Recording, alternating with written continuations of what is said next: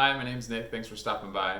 Today I want to share my favorite baguette recipe. I've been making baguettes for the last year, probably made over 200 loaves or so, and I've found that this recipe is great for longevity of your bread and for a certain suppleness to the to the crust.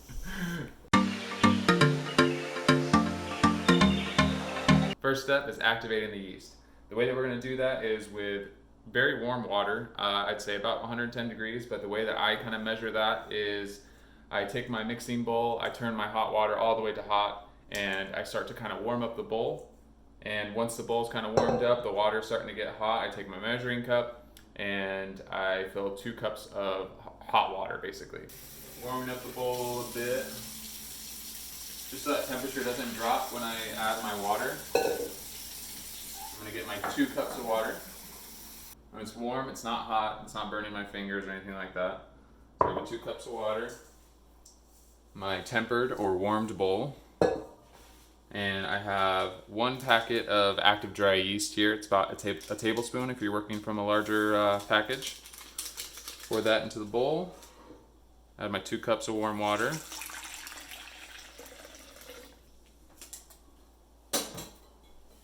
Okay, and then we're going to add our sugar. So I have 2 tablespoons of sugar, 1 tablespoon of white sugar, and 1 tablespoon of brown sugar.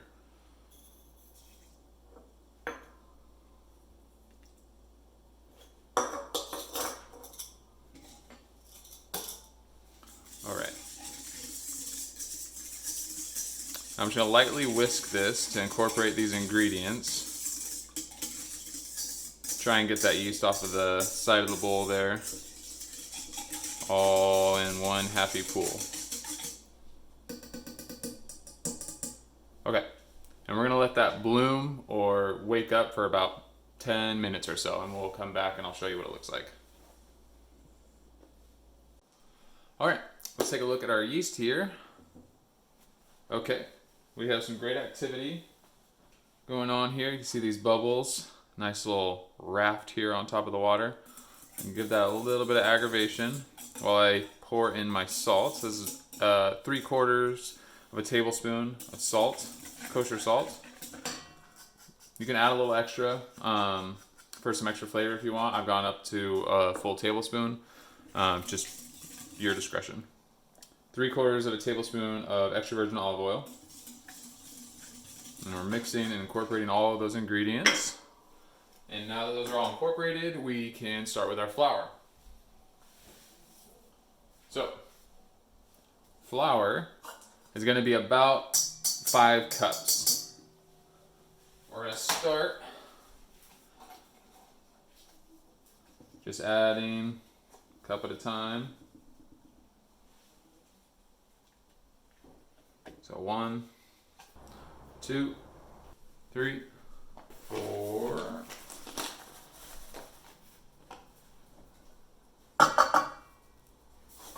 And for our 5th cup here, I'm going to start with just about half of it. Unless you're using weights and a scale and all that stuff to be as exact as you can be, you kind of have to go a little bit by eye as far as how your dough is reacting to the humidity in the air and that kind of stuff. So right now I have about 4.5 cups in here, and I'm going to start hand mixing these ingredients to incorporate them and also to keep from making a big mess too. You don't want to put all these ingredients into the bowl, turn on your KitchenAid, and shoot half of the flour across your kitchen. It's a really frustrating thing. So I like to just kind of use my dough hook and scrape from the bottom up to get all that flour just kind of wet, and then I'll start mixing it with my KitchenAid. And I know everyone doesn't have a KitchenAid, but some people do, so I'm going to start off with a little bit of the process in the KitchenAid, and then I'm going to switch to hand kneading just so you can see both techniques in case you don't have a KitchenAid or whatever. So in a KitchenAid, from start to finish, probably about 7 to 8 minutes or so. I have it on the lowest setting. I'm just incorporating and kneading these ingredients together. Okay, so I still have some flour left in my measuring cup here. You can see here we have a very wet, sticky dough. It's stuck to the side still. We can definitely add some more flour. We're just gonna start slowly adding a little bit of flour at a time. Can always add more. Can't take it out once it's in. And again, as far as messes go, you can make a big mess when you have a nice tacky ball of dough and you add, you know, a cup of flour to it and turn it on. Then it's not pretty. So I am going to pull this dough out a little early for a KitchenAid. Like I said, KitchenAid is going to take anywhere from 6 to 8 minutes. What you're really looking for is that dough to pull all of that residual dough on the side away from the bowl. So right now you can see that it's not sticking to the sides, but it's not pulling that away yet. It's also pretty stuck on the bottom too. So it's going to need a little bit more flour. And it would need a little bit more time in the KitchenAid. But like I said, I want to be able to show both techniques, so I'm going to pull this out a little early. Got some of that excess flour here on the surface. Real sticky. I'm just rubbing, I'm putting pressure on the outside of the bowl and I'm rubbing my fingers into the side of the bowl to pull up all of that residual dough. You shouldn't need to clean your bowl because we're gonna oil it and we're gonna proof our dough in this same bowl. If you just rub your fingers on it, you can get all of that excess off. I pulled my dough a little bit early from the KitchenAid. This is not ready to proof yet. It needs more kneading time. The kneading is what builds the gluten structure in the dough. So you need to knead it to get that crumb pattern, all those little bubbles inside the bread that you want. And the kneading looks basically just like this. Folding and pushing away from you with the heel of your hand. Folding, pushing away from you with the heel of your hand. Folding, pushing away. So if you were to just do this, it'd probably take about 12 to 14 minutes to get fully kneaded. And I really like the consistency of this dough right now. It's not too sticky. It has a little bit of dryness on the outside, but I know that as I knead it, I'm going to hydrate that little bit of dry flour outside the dough. But you know, I started off with 5 cups for the measurement. I'm left with about a 1/4 cup here that I'm just going to be using now for dusting. It didn't actually go into the dough. All that stuff that was dry on the outside that I said about a second ago is now hydrated. It's got a nice tackiness to it. And that's kind of the word that we use in baking to describe just that slight bit of stick. A little bit of stickiness. That's a good thing. You don't want your dough to be too dry.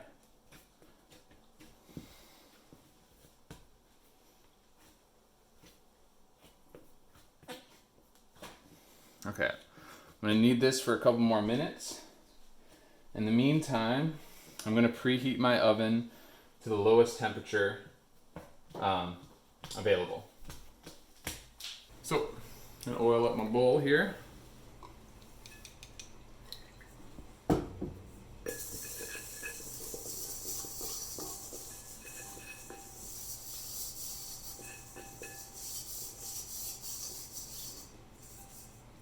And I'm going to oil some plastic wrap as well. This is going to be for the top of the bowl while it's proofing. And when that dough rises up and it hits the plastic, we want to make sure that it's nice and oiled so that it doesn't stick to it.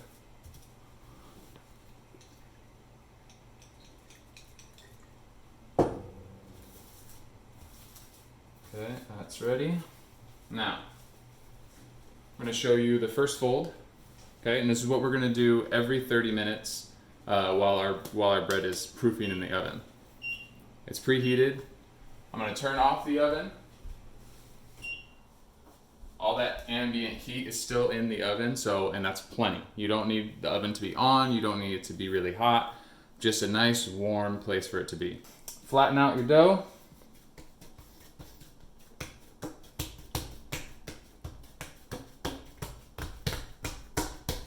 Okay, and then we're gonna pull from the edges towards the center. Just like that. I'm gonna flip that over. And then using the bottoms of your hands, pushing down against the table, we're going to cover in those seams. It looks like this on the bottom, right? We're gonna put that side down.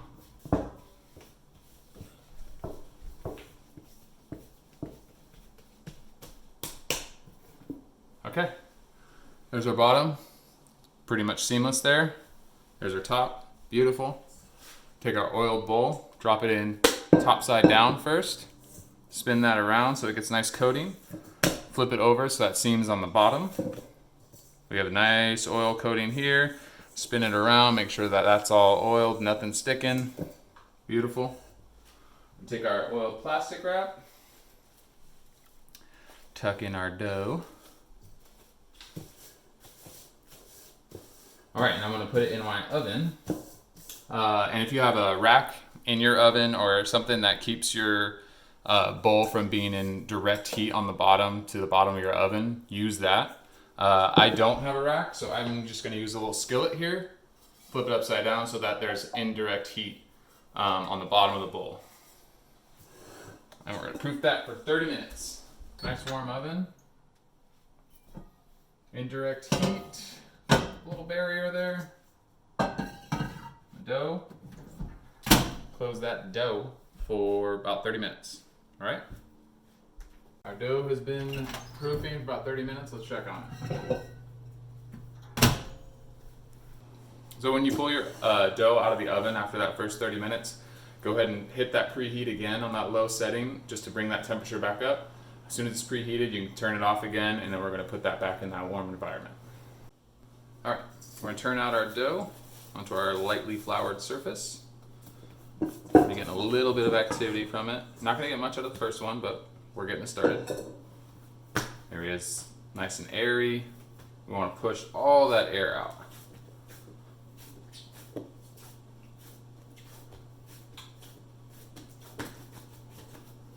You can even drop it on the table. That'll help get some of those bubbles out too. Okay, and then like we did before, we're going to pull from the corners into the center. All that stuff in one big ugly mess on the bottom. Flip it over. And again, using the bottoms of our hands. Go. We're pushing that dough, and we're also scraping the sides underneath. Make a nice seamless bottom. So you can see there's no flour on the surface anymore. It's good to have a little bit of a, again, like a tacky surface so that the dough is kind of grabbing against it. There we go. So, and we're gonna check our bowl to make sure that there's enough oil in there. There's a good amount. I wanna put just a tiny bit more so I can get a little bit higher up the edges, because the next time I pull it out of the oven, it should be a little bit higher up out of the bowl. So I want to make sure that those sides are oiled up as well. All right, so we drop it in top side down first, spin it around, flip it over so the seam's on the bottom, twist around a little bit more and make sure the sides are coated with oil, and putting our plastic wrap back on. All right, nice warm oven, dough goes in, another 30 minutes. So my plastic wrap got a little bit too close to the oven top here, and I got a hole now. So that's not gonna work anymore. I can double up another plastic wrap, but you need to have a good seal over here so you don't get a skin on the dough. So I'll fix that in a second. Let's turn out our dough and see what we got.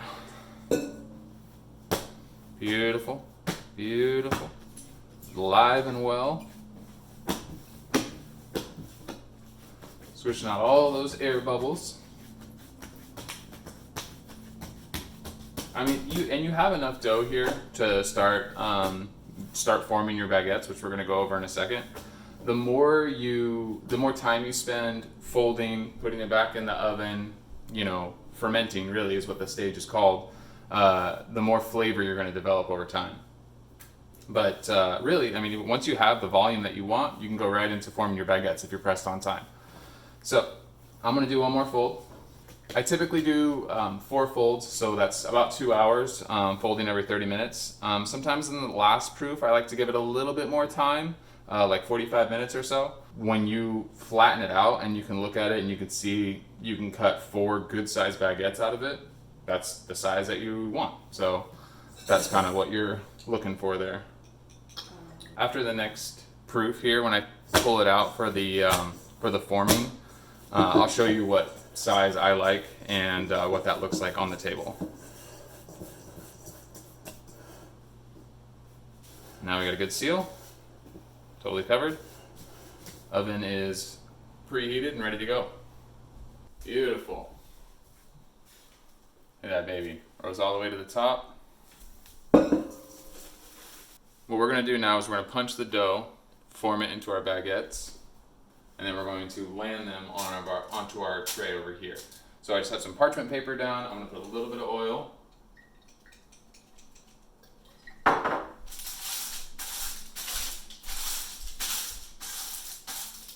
Okay.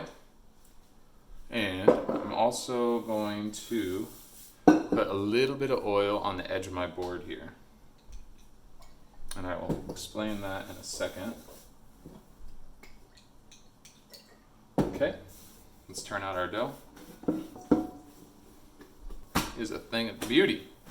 Okay, so just like all of our other folds, we're going to press the dough first, get all those air bubbles out, and make a nice rectangle where we can see where we're going to cut the baguettes up. Alright, and I have a bench scraper here. So I'm going to get 4 baguettes out of this. And after I cut it, I fold it, and place it off to the side. So cut, fold, off to the side, cut, fold, off to the side, fold, and I'm going to start with this one. Okay. So we're pressing that seam into itself. Make a nice flat baguette here. Okay, and then once you have it flattened out, we want to roll using our fingers from the edges in. Okay, so we're going to start at the corner. I'm just going to do this kind of slow so you can see what I'm doing here. I'm just kind of peeling it from the wood here, rolling it into itself. And then when I get to the end, I kind of want to push that in towards the center and roll that mass towards the center. Okay, there we go. And you do want this roll to be tight. You want your baguette to be seamless so that when it grows in the oven, it doesn't crack and kind of open up and make a weird formed baguette. So I'm doing this nice and tight, going on the edges there. This will probably be my last roll. And there we go. All right, so we have our baguette, right? It's rolled up. So now I'm gonna put it over on that little bit of oil there because I don't want it to stick too much, but I do want it to stick a little bit. So using my fingers spread out like this, even pressure across the baguette, rolling it towards me, picking it up, rolling it towards me. And I'm going to do that over and over again to kind of just make a nice seamless baguette.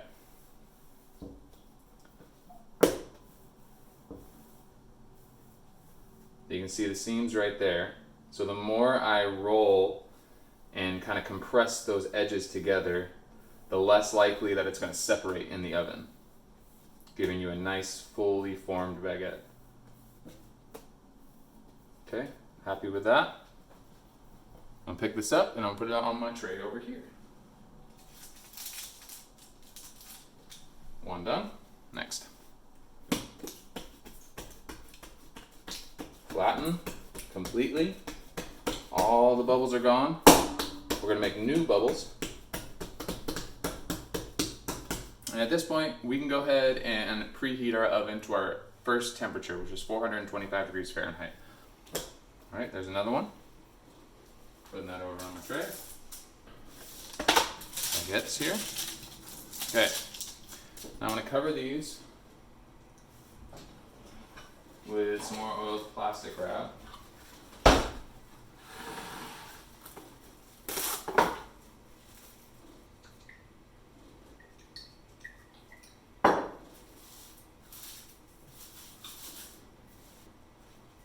Be generous with the plastic wrap that you use. You want to make sure you get a nice seam around this, airtight.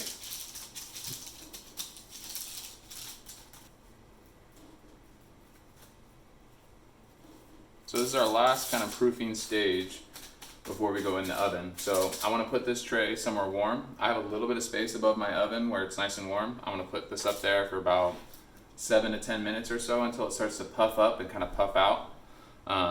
You don't want to overproof it. You don't want it to, bubble up so much that when you take off the plastic wrap, it deflates.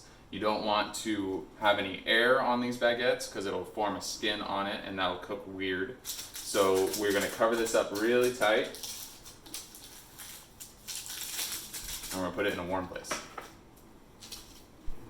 There's my little home for about 10 minutes or so. And I'll rotate that every once in a while because this is kind of hot up here. It has little feet underneath this tray, so it's not getting complete direct heat, but I just want to rotate it so it kind of proofs evenly. Our oven's preheated. Our bread has been proofing on top of there for about 10 minutes or so. Let's pull it down and see what it looks like. All right. They've puffed up nicely. I'm removing my plastic wrap here, and I'm going to save this for later. I just think every little bit helps. I can use that again. And I have a sharp knife here. You can use a razor blade or a baker's loam or a sharp knife to make nice clean cuts for the scoring. And you want to do this right before it goes in the oven. So my oven is preheated, it's ready to go. The last step, I'm going to score it and I'm going to go.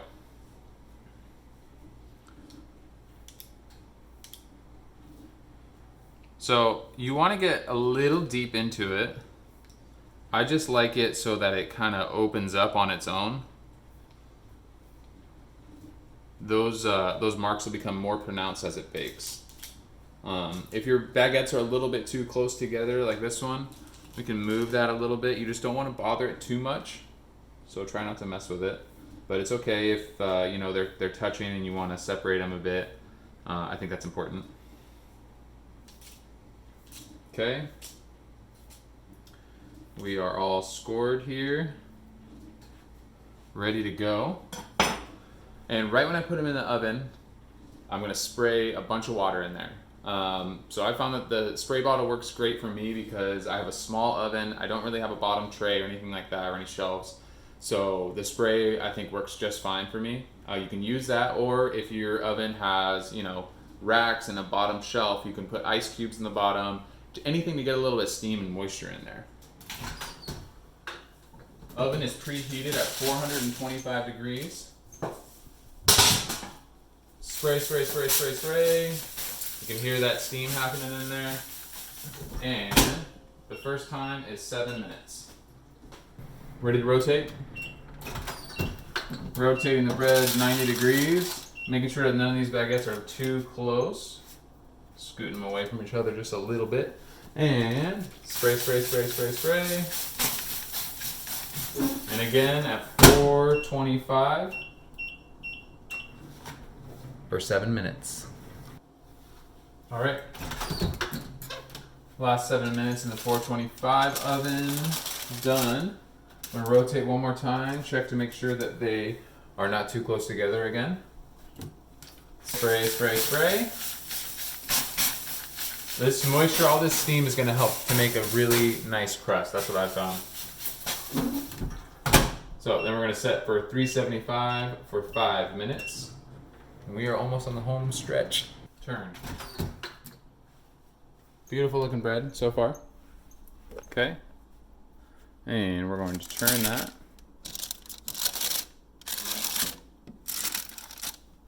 And we're gonna flip them, okay? I'm gonna spray one more time. All right, the baguettes are done. I'm gonna slide them onto this wire rack here. Everyone not to burn yourself.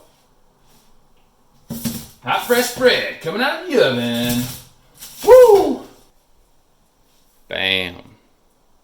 Look at those beauties. Scoring came out nice. Crust is beautiful. Now, this bread is best, obviously, fresh out of the oven. Enjoy it the same day.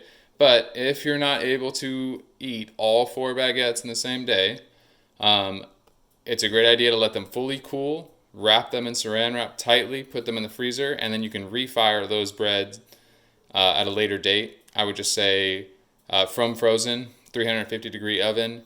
You're going to want to put a little bit of water on the entire baguette. Just coat it with a little bit of water. Put it on a parchment paper. Slap it in the oven for about 10 to 12 minutes. And it's basically just like fresh.